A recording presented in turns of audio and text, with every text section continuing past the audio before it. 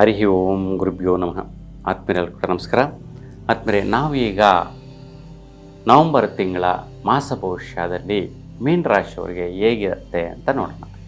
ನೋಡಿ, ನಿಮ್ಮ ರಾಶಿಯವರಿಗೆ ಈ ಒಂದು ತಿಂಗಳಲ್ಲಿ ಗ್ರಹಗಳ ಚಲನೆ ಬದಲಾವಣೆ ಆಗ್ತಾ ಇರ್ತಕ್ಕಂಥ ಸ್ಥಿತಿಯನ್ನು ನೋಡಿದ್ರೆ, ನೋಡಿ, ಈ ತಿಂಗಳಲ್ಲಿ ಬದಲಾಗ್ತಾ ಇರ್ತಕ್ಕಂಥ ಗ್ರಹಗಳು ಅಂತಂದರೆ ಸೂರ್ಯ, ಬುಧ ಮತ್ತು ಶುಕ್ರ ಗ್ರಹ. ಈ ಮೂರು ಗ್ರಹಗಳು ಬದಲಾಗ್ತಾ ಇರ್ತಕ್ಕಂಥದ್ದು. ಒಂದು ರಾಶಿಯಿಂದ ಮತ್ತೊಂದು ರಾಶಿಗೆ ಚೇಂಜ್ ಆಗ್ತಾ ಇದ್ದಾರೆ, ಸಂಚಾರ ಮಾಡ್ತಾ ಇದ್ದಾರೆ. ಇನ್ನು ಉಳಿದ ಗ್ರಹಗಳು ಯಥಾಸ್ಥಿತಿ ರಾಶಿಗಳಲ್ಲಿ ಸಂಚಾರ ಮಾಡ್ತಾ ಇರ್ತಕ್ಕಂಥ ಸ್ಥಿತಿ. ನಿಮ್ಮ ರಾಶಿಗೆ ಯಾವ ಗ್ರಹ ಯಾವ ಒಂದು ರಾಶಿಯಿಂದ ಯಾವ ಒಂದು ಸ್ಥಾನದಿಂದ ದೃಷ್ಟಿಯಿಂದ ನೋಡ್ತಾ ಇದ್ದಾನೆ, ಸ್ಥಿತಿಯಲ್ಲಿದ್ದಾನೆ, ಅದರ ಫಲಾಫಲಗಳು ಏನೆಲ್ಲ ಈ ತಿಂಗಳಲ್ಲಿ ನೀವು ಅನುಭವಿಸುವಂತಹದ್ದು ಒಳಿತು ಕೆಡುಕಿದೆ ಅಂತ ನೋಡೋಣ. ನೋಡಿ, ಮೊದಲಿಗೆ ಸೂರ್ಯಗ್ರಹ ಸಂಚಾರ ಬದಲಾವಣೆ ಏನು ನೋಡಿ. ನಿಮ್ಮ ರಾಶಿಯವರಿಗೆ ಸೂರ್ಯನ ಸಂಚಾರ ಅಂತಂದರೆ ಸೂರ್ಯ ಬಂದು ತುಲಾ ರಾಶಿಯಲ್ಲಿ 16ನೇ ತಾರೀಕುವರೆಗೂ ಸಂಚಾರದಲ್ಲಿರ್ತಾನೆ. ನೋಡಿ, ತುಲಾ ರಾಶಿಯಲ್ಲಿ ಸೂರ್ಯನಿಗೆ ನೀಚವಾದಂಥ ಫಲ, ನೀಚ ಸ್ಥಿತಿಯ ಒಂದು ವೈಪರೀತ್ಯ ಇರುತ್ತೆ.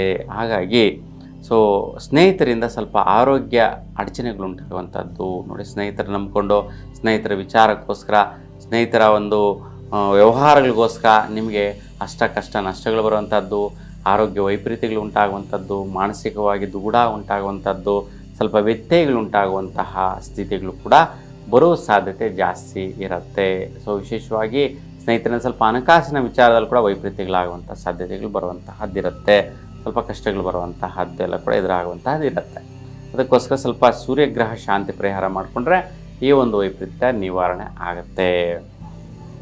16ರ ನಂತರ ಸೂರ್ಯ ವೃಶ್ಚಿಕ ರಾಶಿಗೆ ಬದಲಾಗ್ತಾ ಇದ್ದಾನೆ. ಇದೇ ಸ್ನೇಹಿತರಿಂದ ಯಾವ ರೀತಿ ತೊಂದರೆಗಳು ಅನುಭವಿಸಿದ್ದೀರಾ, ಆ ಸ್ನೇಹಿತರಿಂದ ಸ್ವಲ್ಪ ಭಾಗ್ಯ ಪ್ರಯತ್ನಗಳು, ಭಾಗ್ಯದ ಫಲಗಳು ಪಡೆಯುವಂತಹದ್ದು, ಒಳಿತಾಗುವಂತಹದ್ದು, ಚೇಂಜಸ್ ಆಗುವಂತಹದ್ದು ಸಿಗತ್ತೆ. ಹಾಗೆ ಉತ್ತಮವಾಗಿದೆ 16ರ ನಂತರದ ದಿನಗಳಲ್ಲಿ ಸೂರ್ಯನ ಫಲ.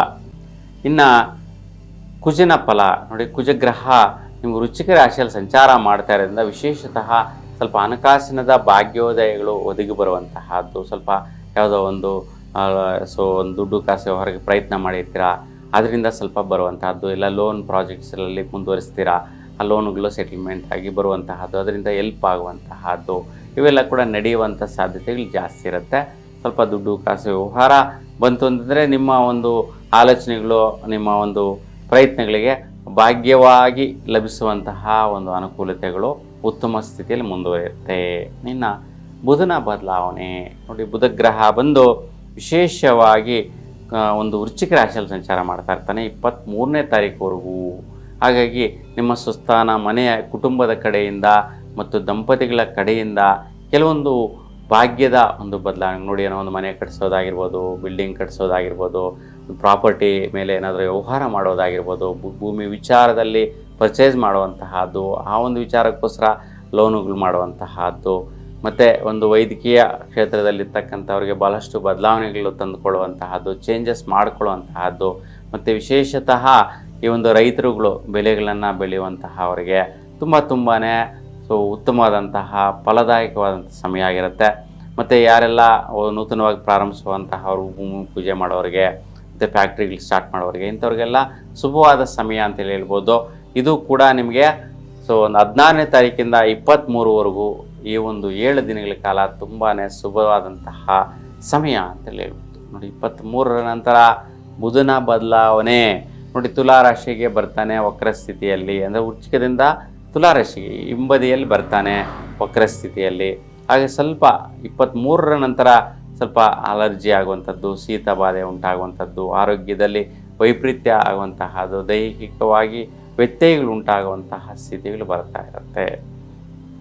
ಹಾಗಾಗಿ ಈ ಒಂದು ಬುಧನ ಬದಲಾವಣೆ ನೋಡಿ 2 ರೀತಿಯ ಫಲ ಕೊಡ್ತಾನೆ ಈ ಒಂದು ತಿಂಗಳಲ್ಲಿ. ಇನ್ನು ಗುರುಗ್ರಹ ನೋಡಿ, ಗುರುಗ್ರಹ ಅಂದರೆ ನಿಮ್ಮ ರಾಶಾಧಿಪತಿ ಗುರು ಪಂಚಮ ಸ್ಥಾನದಲ್ಲಿ, ಉಚ್ಚ ಸ್ಥಾನದಲ್ಲಿ ಸಂಚಾರ ಮಾಡ್ತಾ ಇರ್ತಕ್ಕಂತಹದ್ದು. ಹಾಗೆ ನೋಡಿ, ಈ ಒಂದು ತಿಂಗಳ ಪೂರ್ತಿ ಗುರು ನಿಮ್ಗೆ ಅತ್ಯದ್ಭುತವಾದಂತಹ ಫಲಾಫಲಗಳನ್ನ ಕೊಟ್ಬಿಡ್ತಾನೆ. ಯಾವುದು ಅಂತಂದರೆ ಕರ್ಮರೀತ್ಯೇನ ಮತ್ತು ಪೂರ್ವಜನ್ಮ ಸುಕೃತ ಫಲೇನ. ನೋಡಿ, ನೀವು ಹಿಂದಿನ ಜನ್ಮದಲ್ಲಿ ಏನೋ ಒಂದು ಕೋರಿಕೆಗಳು, ಅನಿಸಿಕೆಗಳು, ಅಭಿಪ್ರಾಯಗಳಿರುತ್ತೆ, ಅವೆಲ್ಲವೂ ಕೂಡ ಈಡೇರಿಸಿಕೊಳ್ಳುವಂತಹ ಸ್ಥಿತಿ ಸಮಯ ಬರುವಂತಹದ್ದು. ಮತ್ತು ವೃತ್ತಿಯಲ್ಲಿ ಸ್ವಲ್ಪ ಉನ್ನತವಾದಂತಹ ಸ್ಥಿತಿ ಬದಲಾವಣೆ, ಒಂದು ಉನ್ನತವಾದಂತಹ ಸ್ಥಾನ ಅವಕಾಶಗಳು, ಬರುತ್ತೆ, ವೈಯಕ್ತಿಕವಾದ ದೃಢತ್ವ ಬರುತ್ತೆ, ಒಂದು ಬಲ ಬರುತ್ತೆ, ಕೆಲವೊಂದು ದೀರ್ಘಕಾಲಿಕವಾದಂಥ ಫಲಗಳನ್ನು ಪಡೆಯುವಂತಹ ಒಂದು ಬಲವಾದಂತಹ ನಿರ್ಣಯಗಳು ಮಾಡುವಂತಹದ್ದು ನಿಮ್ಮದಾಗತ್ತೆ. ಆ ವಿಚಾರದಲ್ಲಿ ಗುರು ಒಳ್ಳೆಯ ರೀತಿಯ ಶ್ರೇಷ್ಠ ಫಲಗಳನ್ನ ಕೊಟ್ಬಿಡ್ತಾನೆ. ಚೆನ್ನಾಗಿದೆ. ಇನ್ನು ಶುಕ್ರನ ಬದಲಾವಣೆ ನೋಡಿ, ಶುಕ್ರ ಗ್ರಹ ಬಂದು ಕನ್ಯಾ ರಾಶಿಯಲ್ಲಿ ನೀಚ ಸ್ಥಾನದಲ್ಲಿ ಸಂಚಾರ 2ನೇ ತಾರೀಕುವರೆಗೂ ಇದ್ದು, ತದನಂತರ 2ರಿಂದ 26ನೇ ತಾರೀಕುವರೆಗೂ ತುಲಾ ರಾಶಿಯಲ್ಲಿ ಸಂಚಾರ ಮಾಡ್ತಾನೆ. ಹಾಗಾಗಿ 26ನೇ ತಾರೀಕುವರೆಗೂ ಕೂಡ ತುಲಾ ರಾಶಿಯಲ್ಲಿರುವಂಥ ಶುಕ್ರನ ಫಲ ಸ್ವಲ್ಪ ಆರೋಗ್ಯ ಸ್ಥಿತಿಯಲ್ಲಿ ವೈಪರೀತ್ಯಗಳಾಗುವಂತಹದ್ದಿರುತ್ತೆ. ಮತ್ತು ಪ್ರಯತ್ನಗಳಲ್ಲಿ ಸ್ವಲ್ಪ ದುಡ್ಡು ಕಾಸು ವಿಚಾರದಲ್ಲಿ ಸ್ವಲ್ಪ ಜಾಗೃತೆ ವಹಿಸಬೇಕು.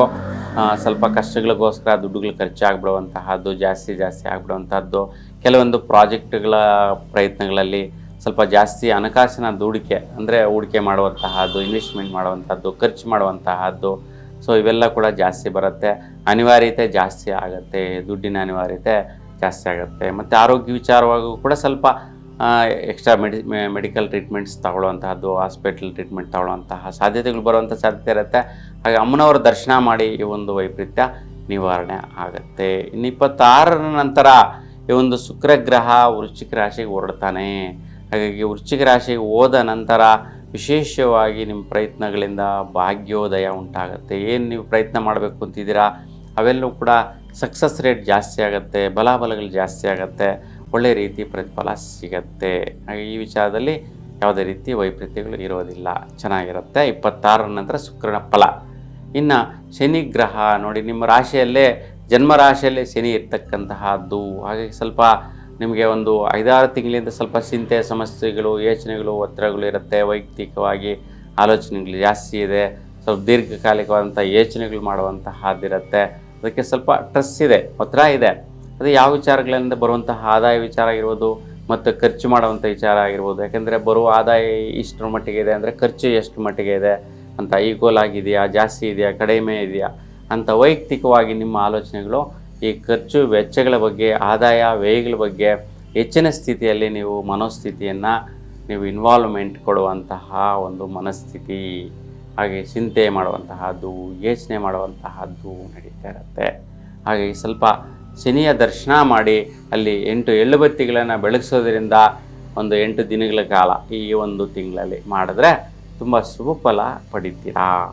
ಇನ್ನು ರಾಹು ಕೇತುಗಳ ಪ್ರಭಾವ ನೋಡಿ, ರಾಹು ಕೇತುಗಳು ರಾಹು ಮತ್ತು ಕೇತು ವ್ಯಯಸ್ಥಾನ ಮತ್ತು ಷಷ್ಠಮ ಸ್ಥಾನದಲ್ಲಿರೋದ್ರಿಂದ ಸ್ವಲ್ಪ ಸುಖ ನೆಮ್ಮದಿ ಕಡಿಮೆ ಇರುತ್ತೆ, ಮತ್ತು ಸ್ವಲ್ಪ ಖರ್ಚುಗಳು ಜಾಸ್ತಿ ಇರ್ತದೆ. ಹಾಗೆ ಸ್ವಲ್ಪ ಸುತ್ತಾಟ ತಿರುಗಾಟ ಜಾಸ್ತಿ ಇರೋದ್ರಿಂದ ಸ್ವಲ್ಪ ವ್ಯವಹಾರಗಳನ್ನು ಜಾಸ್ತಿ ನೀವು ಮಾಡುವಂತಹ ಸ್ಥಿತಿ ಇದೆ. ಹಾಗಾಗಿ ಸ್ವಲ್ಪ ಅಮ್ಮನವರ ದರ್ಶನ ಮಾಡಿ ಅಲ್ಲಿ ಒಂದು ನಿಂಬೆಹಣ್ಣಿನ ದೀಪ ಬೆಳಗಿಸಿ ಮತ್ತು ಗಣಪತಿ ದರ್ಶನ ಮಾಡಿ ಅಲ್ಲಿ ಕಡಲೆ ಪ್ರಸಾದವನ್ನು ನೈವೇದ್ಯವಾಗಿ ಹಂಚಿ ನಿಮಗೆ ತುಂಬ ಶುಭದಾಯಕವಾದ ಫಲಗಳು ಪಡೆಯುವಂತಹದ್ದು ಸಿಗತ್ತೆ. ಒಟ್ಟಾರೆಯಾಗಿ ಒಂದು 80ರಿಂದ 85ರಷ್ಟು ಫಲಾಫಲಗಳು ಶುಭದಾಯಕವಾಗಿದೆ.